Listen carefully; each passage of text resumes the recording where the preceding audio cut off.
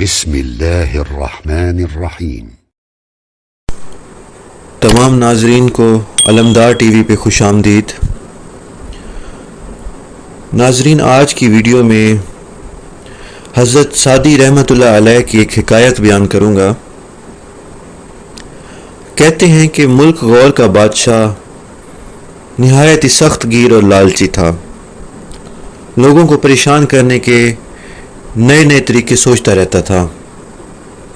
ایک دن اس نے یہ حکم دیا کہ سب کسانوں کے گدھے بگار میں پکڑ کر لے آؤ۔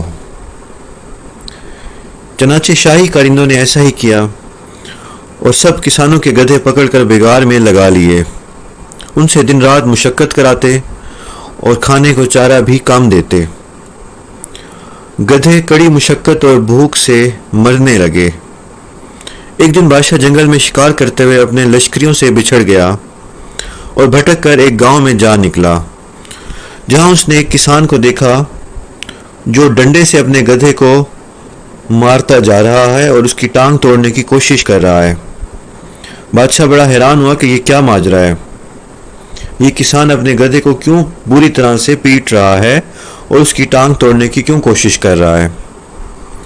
بادشاہ کسان کے قریب چلا گیا اور اس سے سوال کیا، اے بے وقوف، جس گدھے پر تو سواری کرتا ہے اور بوجھ لاتا ہے، اس کی ٹانگ توڑنے کی کوشش کیوں کر رہا ہے؟ یہ کیا حماقت ہے؟ کسان نے جواب دیا، معلوم ہوتا ہے کہ تو نے حضرت خضر کا واقعہ نہیں سنا جس میں کشتی کے تختے توڑ دینے کا ذکر آتا ہے۔ بادشاہ نے جواب دیا، سنا ہے، لیکن کشتی کے تختے توڑ دینے کا اس سے کیا تعلق؟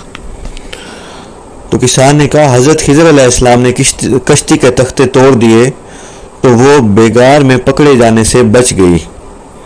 اسی طرح میں اپنے گدھے کی ٹانگ توڑ کر اسے بیگار میں پکڑے جانے سے بچا رہا ہوں۔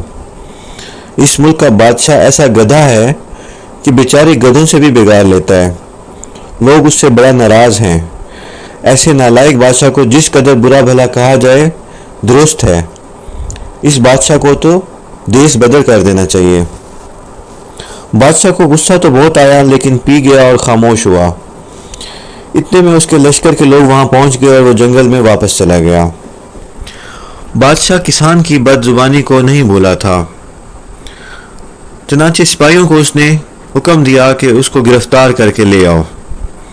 سپاہی گئے اور اسے گرفتار کر کے لے آئے۔ جب کسان کو معلوم ہوا کہ وہ بادشاہ کے منہ پر اسے برا بھلا کہتا رہا ہے اور اسے جلی کٹی باتیں سناتا رہا ہے، اور کوئی اور ہوتا تو موت کے خوف سے ہی مر گیا ہوتا، مگر وہ ہراسہ نہ ہوا اور اس نے دل میں کہا کہ مرنا تو اب ویسے ہی ہے، تو کیوں نہ اس ظالم کو کھری کھری باتیں سناؤں، اور اس نے پھر ایسا ہی کیا۔ آؤ دیکھا نہ تاؤ، بادشاہ کو پکڑ لیا اور اس کو ایسی سخت باتیں سنائیں کہ اس کے 14 طبق روشن ہو گئے۔ کسان کی باتیں اگرچہ کڑوی تھیں لیکن سچی تھیں، اور ان میں سچائی تھی، اور سچائی ہمیشہ اپنا اثر دکھائے بغیر نہیں رہتی۔ بادشاہ کی عقل پر غفلت کا جو پردہ پڑا تھا وہ اٹھ گیا۔